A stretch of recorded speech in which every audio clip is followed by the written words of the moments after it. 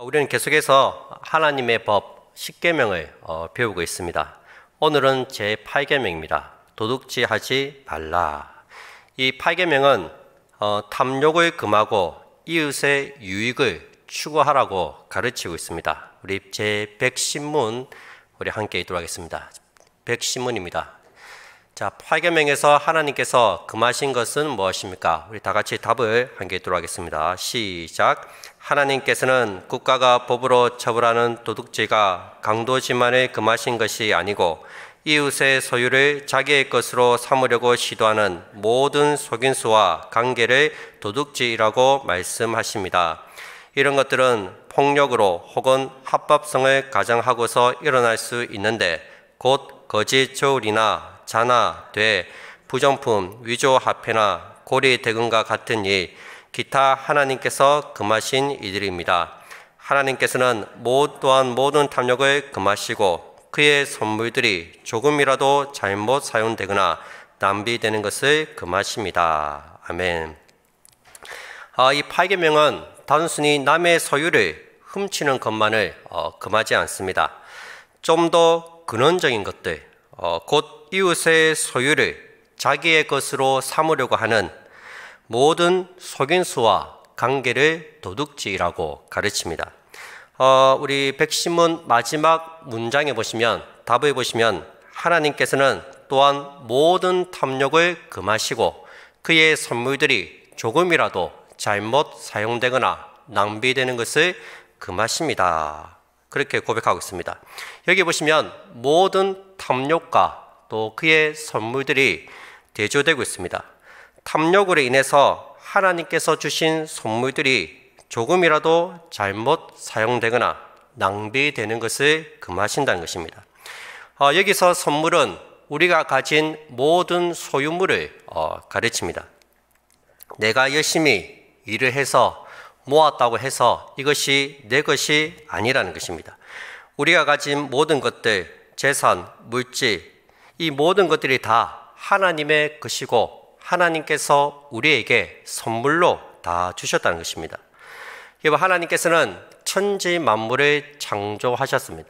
하나님께서 이 천지 만물을 다 창조하셨기 때문에 이 천지 만물의 주인은 하나님이십니다.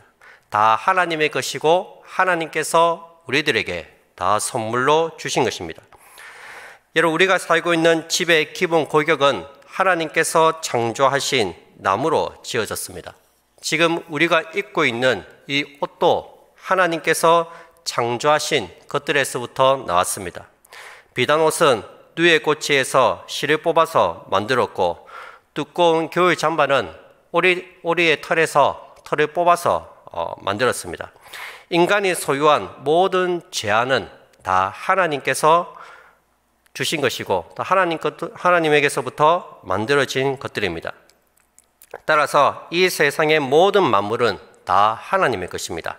하나님께서는 세계가 다 내게 속하였다고 말씀하셨습니다. 시편 24편 1절에도 보시면 땅과 거기에 충만한 것과 세계와 그 가운데 사는 자들은 다 여호와의 것이로다 말씀하고 있습니다. 그리고 시편 89편 11절에서도 하늘이 주의 것이요 땅도 주의 것이라 세계와 그 중에 충만한 것을 주께서 건설하셨나이다 하고 고백하고 있습니다. 그 시편 50편 10절부터 12절에 보시면 이는 산림의 짐승들과 뭇산의 가축이 다 내 것이며 산의 모든 새들도 내가 아는 것이며 들의 짐승도 내 것이미로다. 내가 가령 줄여도 내게 이르지 아니할 것은 세계와 거기에 충만한 것이 내 것이미로다 말씀하고 있습니다. 각 사람이 소유한 이 모든 것들은 다 하나님의 것이고 하나님께서 우리들에게 선물로 주셨다는 것입니다. 뿐만 아니라 이 모든 식물과 샘물들은 다 하나님께서 돌보시고 하나님께서 보호해 가십니다. 사도행전 14장 17절에 보시면 곧 여러분에게 하늘로부터 비를 내리시며 계시기를 주시는 선한 일을 하사 음식과 기쁨으로 여러분의 마음에 만족하게 하셨느니라 말씀하십니다. 하나님께서 이 모든 만물들을 다 지키시고 돌보시고 가꾸고 있다는 것입니다. 이런 바울의 고백처럼 모든 만물이 주에게서부터 나오고 또 주로 말미암고 주에게로 돌아가는 것입니다. 따라서 각 사람이 소유한 모든 것들은 하나님의 것이고 하나님께서 우리들에게 선물로 주신 것입니다. 여러분들은 이것을 인정하십니까? 내가 가진 모든 것들이 다 하나님의 것이고 하나님께서 나에게 주셨다는 것을 선물로 주셨음을 인정하십니까? 이것을 인정하는 사람만이 하나님께 감사할 수가 있습니다. 여기서 선물이라는 표현이 참 흥미롭습니다. 내가 일한 만큼 받는 것을 우리는 풍사시라고 부릅니다. 그런데 선물은 내가 일한 것보다 더 많이 주셨다면 그것은 선물이라고 할 수 있습니다. 한 번씩 우리 집 아이들에게 용돈을 주고 빨래를 개는 것이나 청소하는 일을 시킵니다. 고작 수건 몇 개 갠 것 가지고 용돈을 많이 줍니다. 일한 것에 비해서 훨씬 더 많은 용돈을 줍니다. 이런 경우에는 풍사시 아니라 선물이라고 할 수 있습니다. 마찬가지로 내가 일해서 번 돈은 내가 당연히 받아야 할 돈이 아닙니다. 나의 작은 노력에 비해서 하나님께서 더 크게 축복해 주신 것입니다. 때문에 하나님께서 주신 선물이라고 우리가 고백하는 것입니다. 이 선물들과 대조되는 말이 탐욕입니다. 백시문에서는 하나님께서 주신 선물들과 모든 탐욕을 대조시켜서 말씀하고 있습니다. 탐욕은 단지 욕심이 많다 그 정도가 아니라 자기 재물을 하나님의 선물로 생각하지 않는 태도를 말합니다. 하나님께서 우리에게 필요한 물질뿐만 아니라 모든 것을 다 주셨는데 주신 하나님보다는 이 재물을 더 의지하는 것입니다. 성경은 탐심을 극히 경계하고 있습니다. 골로새서 3장에서는 탐심은 우상 숭배라고 가르칩니다. 하나님보다 재물을 더 섬기고 재물을 더 의지하는 것, 이것이 우상 숭배라는 것입니다. 요즘같이 경기가 어렵고 힘든 시기에는 더 그렇습니다. 모아둔 재물이 있어야 살 수 있다고 생각하고 다른 사람보다 더 많이 가져야 안전하다고 생각하는 것입니다. 하나님을 신뢰하기보다는 이 재물이 있으면, 재산이 좀 있으면, 통장에 돈이 좀 있으면 어떤 어려운 일이 있어도 든든하게 느껴지는 것입니다. 때문에 재물이 많으면 많을수록 든든하고 안정감을 느낍니다. 삶의 의미와 안정을 재물에서 찾는 것, 그것이 바로 우상 숭배라는 것입니다. 여러분, 재물 앞에서 사람의 태도는 둘 중에 하나입니다. 내가 재물을 가졌지만 이것은 하나님께서 나에게 주신 선물일 뿐이고 나의 안전을 지켜주시고 나의 생명을 지켜주신 분은 하나님이시다. 재물이 많든지 적든지 수입이 많든지 적든지 이런 것과는 상관없이 나를 보호하시고 나를 먹여 살려주신 분은 하나님이시다. 이렇게 고백하는 사람이 있습니다. 반면에 내가 벌어서 더 많이 저축해야 나도 잘 되고 우리 식구들도 잘 되고 우리 자식들도 든든하게 밀어줄 수 있다. 그렇게 생각하는 사람도 있다는 것입니다. 사람의 생명을 재물에서 찾기 때문에 재물을 하나님처럼 섬기는 이것이 바로 탐욕이고 우상 숭배입니다. 우리가 항상 이 부분을 조심해야 합니다. 여러분, 만약에 우리가 재물을 하나님이 주신 선물이라고 생각하지 않으면 우리도 모르게 이런 탐심에 빠지게 된다는 사실을 꼭 기억하시기 바랍니다. 하나님께서는 아담에게 동산의 각종 나무의 씨가는 네가 임의로 먹되 선악을 알게 하는 나무의 씨가는 먹지 말라고 말씀하셨습니다. 하나님께서는 아무것도 한 일이 없는 아담에게 모든 것을 다 주시고 풍성하게 주시고 다 누리게 하셨습니다. 여러분, 이것이 바로 선물이죠. 아무것도 한 것이 없는데 하나님이 아담에게 다 주셨습니다. 그런데 이 하와는 그 모든 것을 선물로 받았다는 것을 깨닫지 못했습니다. 뱀이 물었을 때 하와가 무엇이라고 얘기합니까? 동산나무의 씨가를 우리가 먹을 수 있으나, 보시면 먹을 수 있으나 라고 얘기합니다. 마치 자기에게는 이 나무의 씨가를 먹을 수 있는 권한이 있는 것처럼 말하고 있습니다. 하나님께서 주신 선물인데 이것을 선물이라고 생각하지 않고 자기는 얼마든지 먹을 수 있는 내 것이기 때문에 자기 권리가 있다고 생각을 한 것입니다. 선물로 주신 것에 대해서 감사하는 마음이 없으니까 그만 이 뱀의 시험에 유혹에 넘어간 것입니다. 여러분, 우리가 가진 모든 것들이 하나님께서 주신 선물이라고 생각하지 못하면 우리도 이 탐욕이라는 우상 숭배에 빠질 수 있다는 사실을 꼭 기억하시기 바랍니다. 우리가 이런 탐욕에 빠지지 않으려면 이 재물에 대한 그 청지기의 관점으로 재물을 관리해야 합니다. 청지기는 다른 사람의 재물을 대신 관리해 주는 사람입니다. 은행 직원이 하루에 엄청난 돈을 이렇게 만지지만 그 돈의 주인은 은행 직원이 아닙니다. 돈의 주인은 따로 있습니다. 고객이 맡긴 돈을 단지 관리하는 것일 뿐입니다. 그런데 은행 직원이 그 돈을 마치 자기 돈인 것처럼 사용을 하면은 그것이 바로 도둑질입니다. 청지기는 주인의 소유를 함부로 사용해서는 안 됩니다. 주인의 의중을 잘 파악해서 주인의 뜻에 맞게끔 사용해야 합니다. 물질뿐만 아니라 우리에게 주신 생명, 건강, 재능, 자녀까지도 마찬가지입니다. 나중에 주인이 청지기가 일한 것을 두고 계산을 할 것입니다.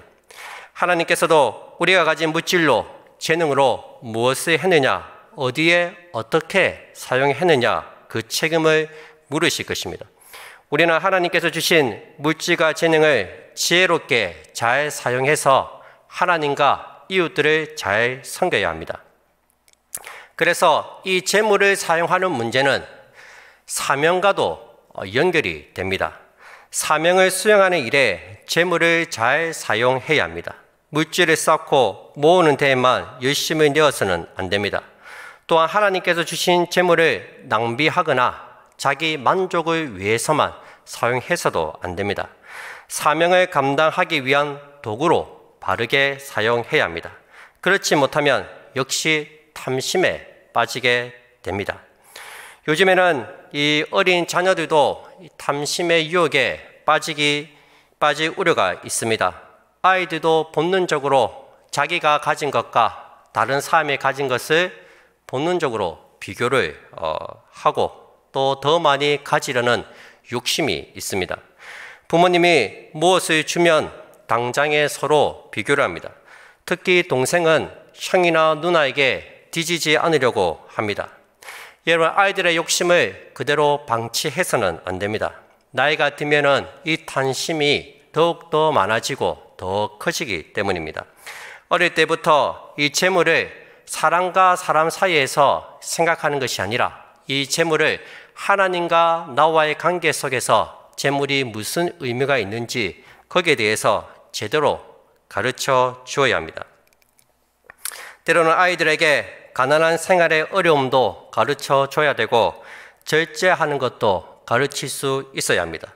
어릴 때부터 통제하는 것을 잘 배워야 합니다.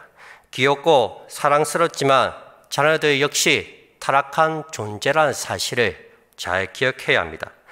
다른 사람과 비교하는 데에서부터 벗어나도록 가르쳐야 합니다. 은혜로 받은 것들에 대하여 감사하게 만들어야 하고 탐욕을 품지 않고 하나님께서 주신 선물들을 낭비하지 않도록 잘 가르쳐야 합니다. 요즘 아이들을 보면 참 감사할 줄을 모릅니다. 좋은 걸 사줘도 당연하게 생각합니다. 때로는 다른 친구 부모님은 더 좋은 것도 사주는데 우리 엄마 아빠는 구두쇠인가 봐요. 왜 나한테는 안 사줘? 그렇게 불평하기도 합니다. 여러분, 부모된 우리가 먼저 선물에 대해서 바르게 생각하고 자녀들에게 감사한 마음으로 살도록 잘 가르쳐야 합니다. 우리가 가진 모든 것은 권리로 받은 것이 아니고 전적인 하나님께서 우리에게 선물로 주셨다는 사실을 잘 가르쳐야 됩니다. 이제 111문입니다. 자, 우리 111문 이 계명에서 하나님께서 원하시는 것은 무엇입니까? 우리 한번 함께 답을 읽도록 하겠습니다. 시작. 내가 할 수 있고 해도 좋을 경우에는 나의 이웃의 유익을 증진시키며 남에게 대접을 받고 싶은 대로 이웃에게 행하고 더 나아가 어려운 가운데 있는 가난한 사람을 도울 수 있도록 성실하게 일해야 합니다. 아멘. 111문은 이웃을 도와주고 남을 대접하기 위해서 성실하게 일해야 한다고 말씀하고 있습니다. 그래서 우리 앞에 110문에서도 이웃을 속여 취하는 모든 속임수와 관계를 도둑질이라고 가르친 것입니다. 여러분, 성실하게 일한다는 것은 어떤 것을 소유할 때 정당한 대가를 지불하고 소유해야 하는 것을 가르칩니다. 장사를 할 때에도 사람들을 속여서 조울을 속이지 말고 물건을 팔아야 합니다. 시험을 칠 때도 부정한 방법으로 성적을 올리려고 해서는 안 됩니다. 열심히 일할 생각을 안 하고 로또에 당첨되기를 바라서도 안 됩니다. 투기나 다단계를 통해서 큰 돈을 벌려고 해서도 안 됩니다. 정당한 대가를 치르고 귀중한 것을 얻어야 됩니다. 그런데 정당한 대가를 치르지 않고 얻는 것은 다 도둑질입니다. 사단이 광야에서 예수님을 3가지로 시험을 했습니다. 사단은 정당한 것을 아주 쉽고 편리하게 아무런 희생 없이 그것을 얻게끔 유혹했습니다. 산 꼭대기에서 한번 뛰어내려 봐라. 그러면 천사가 너를 받들어 줄 것이다. 그걸 보면 많은 사람들이 너를 메시아로 인정하지 않겠느냐. 왜 힘들게 십자가의 길을 걸어가고 고통스럽게 십자가에서 죽으려고 하느냐. 내게 절만하면 내가 천하만국을 다 너에게 줄게. 십자가의 희생을 치르지 않고 쉽게 모든 것을 얻을 수 있는 것으로 유혹을 했습니다. 여러분, 이런 것들이 다 도둑질입니다. 오늘날 교회 안에도 이런 도둑질이 침투해 들어오고 있습니다. 정당한 대가나 희생 없이 귀중한 것을 얻으려고 합니다. 쉽게 천국에 들어가려는 것입니다. 천국 가는 것이 얼마나 쉬운지 사형리를 전하고 영적 기도만 하면 그 사람은 이제 하나님의 자녀가 되었다고 이야기합니다. 십자가의 대가를 치르지 않고도 너무 쉽게 천국에 들어가는 것입니다. 존 번연의 철로 역정을 보면 형식주의자와 위선자가 나옵니다. 이 두 사람의 특징은 문을 통과하지 않고 담을 넘어서 들어간 사람입니다. 생명을 얻으려면 정당하게 양의 문으로 들어가야 되는데 그 문으로 들어가지 않고 담을 넘어서 들어온 사람들입니다. 예수님께서는 양의 문을 통과하지 않고 담을 넘어서 들어온 사람들을 도둑이요 강도라고 말씀하셨습니다. 여러분, 우리는 모두 다 순례자들입니다. 저 천국을 향해서 순례의 길을 떠나는 순례자들입니다. 이 순례의 길에 가려면 정당한 십자가의 대가를 치러야 합니다. 자기를 부인하는 대가, 자기 십자가를 지는 대가, 좁은 문을 통과하는 대가, 좁은 길을 걸어가는 대가, 하나님의 말씀대로 살아감으로 고난을 받는 대가, 수많은 대가를 치러야 마침내 천국에 들어갈 수 있는 것입니다. 그런데 이런 대가를 치르지 않고 놀고 즐기면서 천국만 가겠다는 것은 다 도둑놈의 심보입니다. 문제는 많은 그리스도인들이 이것을 도둑질로 생각하고 있지 않다는 것입니다. 형식주의자와 위선자들은 이렇게 변명합니다. 그것들에 대해서는 문제 삼지 마세요. 우리 고장 사람들은 습관적으로 그렇게 살아왔고 필요하다면 그것이 1000년 동안 계속되었다는 증거를 제시할 수 있습니다. 여러분, 이것을 도둑질이라고 인식하지 못하는 이유가 무엇입니까? 이런 도둑질이 오랜 시간 동안 교회 안에서 자행되어 왔기 때문입니다. 아무렇지 않게 정통이 되어 버렸습니다. 오늘날 많은 그리스도인들이 좁은 문으로 좁은 길로 걸어가기를 싫어합니다. 왜 굳이 고생하면서 천국을 가야 합니까? 굳이 고달프게 예수를 믿어야 합니까? 예수님 때문에 잘 돼야지 손해보고 희생하기는 싫습니다. 좀 더 편하고 안락하게 믿고 싶습니다. 그래서 그런지 많은 성도들이 희생과 헌신을 요구하는 교회는 가지 않으려고 합니다.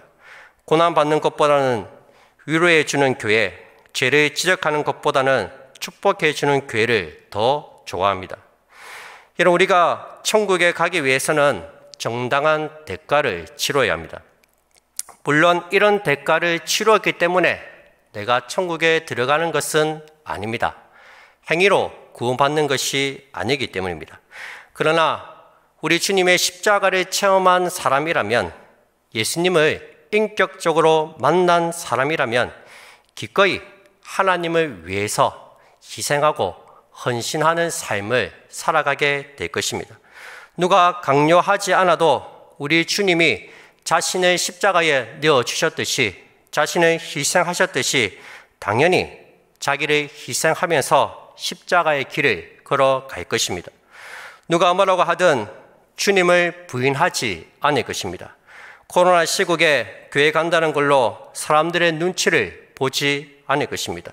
코로나와 상관없이 변함없이 하나님을 예배할 것입니다. 그러나 이 세상에서 하나도 손해보지 않고 희생하지 않고 천국 가겠다는 사람은 아직 십자가의 은총이 무엇인지 잘 모르는 사람입니다. 여러분, 희생 없이 천국을 소유할 수는 없습니다. 날마다 자기를 부인하고 자기 십자가를 지고 좁은 문, 좁은 길로 들어가는 우리 모든 성도들이 다 되시기를 주님의 이름으로 축복드립니다.